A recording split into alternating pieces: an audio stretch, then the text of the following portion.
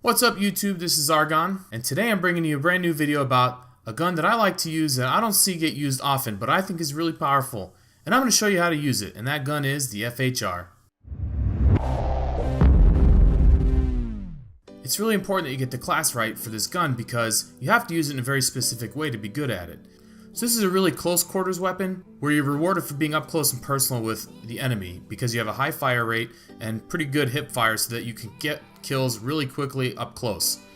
It's not good for range and it's got really high recoil. So this is a very good weapon where you have to be good with your movement throughout the map as well as your gun skills. So if you're good at wall running and sliding and ducking and diving and getting through areas so that you can find ways to get right in front of your enemy, then you're going to get a lot of success with this gun. So let's talk about the class setup that I use for this weapon. I use the Windfall variant, which all of you can get access to. It's unlocked as the last unlock in the Wolverines Mission Team progression. So that's the first team you can play on. So if you reach level 50 with the Wolverines, you'll get this weapon automatically. The attachments that I use, I actually do throw a red dot sight on this weapon. The reason for that is the default version of this variant actually has a Trojan sight built into it, and I just don't like that for this type of gun. Everything else is geared towards being up close and personal. So if you see I have a laser sight, which as you know helps reduce your hip fire spread, since there is no steady aim in this game, then that becomes really critical to be able to tighten up that hip fire spread when you're not able to aim down sights. And in reality, you don't want to aim down sights too often with this gun. I also use a foregrip on this and extended mags because I don't really count on my accuracy being high with this weapon. I want to be able to spray a lot and be able to get my kills that way. Now I'm showing you there's two variations of this class. The first one I'm running a lethal, a cluster grenade, and I'm running 3 perks, 1 in each slot. Dexterity is an absolute must because you're going to be up close and you need to be able to swap out your magazines really quickly, so the dexterity becomes very crucial. I also run attack resist because if you are obviously getting up close, then you don't want to be slowed down by a stun grenade or anything catch you off guard that way. Finally, I'm running hardwired because it's just a good perk to use. Now, because I want to showcase this weapon a little better, what you can do is the other version of this class, which is take off the hardwired, take off the tactical, and put on a blast shield. So anyways guys, this is a class setup. I'm going to go into a lobby and then we'll see how it goes. One thing I forgot to mention earlier was that this class is very map specific as well. As in, you don't want to just use this anywhere. You know, some of these smaller maps like Mayday, like this for example. Skydock's a good one. Oh, you were looking for me, weren't you? Definitely, you don't want to be using this on every map, because if there's maps that are longer range, you're not going to find success with this gun. Now, what you notice I'm doing a lot is constantly moving. And don't challenge something if you don't immediately have the advantage. It's very important you know which gunfights you can challenge and which ones you can't challenge. And see, like this, that's a long line of sight. I don't want to run down that because I'm exposed and I will die for sure because I don't have range with this gun.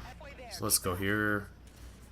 And see, notice my map movement. That's really critical too. I don't want to leave myself open to any line of sight, as few lines of sight as possible. That's your goal. See, my team's on B, so I'm going to let these guys push up so I can go get A now. See, map awareness. See? If you can be good on the map where you know how to move, then this gun's pretty much going to get you a kill every time. I don't know. See, then sometimes you can get kills. That's where the red dot sight definitely comes in handy. Also take advantage of your sliding slide powers, guys. Oh wow, that was a lot of guys.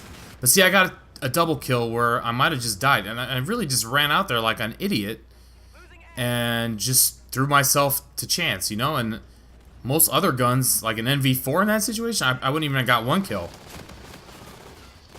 See, he's smart. He's playing back. I'm not gonna win on him when he's using a Type 2 against me from over there. So now I want to come up here. I want to stay high because they're not going to expect me.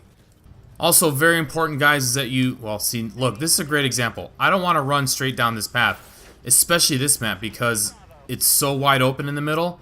I need to be able to anticipate which direction they're coming from.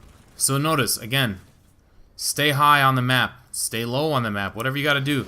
Just don't stay in the general lines of sight. You want to be like a ninja as much as possible because that's your best chances of success. And I know what you're thinking. If you're a ninja with other guns, you'll have success with those too. And that's actually not true. If you try and push up on somebody with an NV4 and... Oh, no. See, I should not have given away my position. Oh, wow. See, that's... Oh, my teammate saved me. But honestly, I would have got that kill. And that would have been an easy... Not an easy. A relatively difficult double kill. That I got because of that gun, because I can get the first kill so quick, and I can slide past the other guy and get the other kill. See how good that hip fire is, guys? When I'm sliding, it just locks right on. It's freaking awesome. And look at the beauty of extended mags. I can just shoot for days. Shoot for days, and if that guy didn't have cover, I would have killed him. So alright guys, that's going to do it for this video. That's how I use the FHR. Let me know if you guys have had any success using it in the comments below. Let me know if you did anything different or any suggestions you have that would help us all be better at using that weapon. So I hope you guys enjoyed this video. If you did, please do leave a like, and if you haven't yet, please do subscribe. And as usual, my name is Argon, and I'll see you next time. Peace!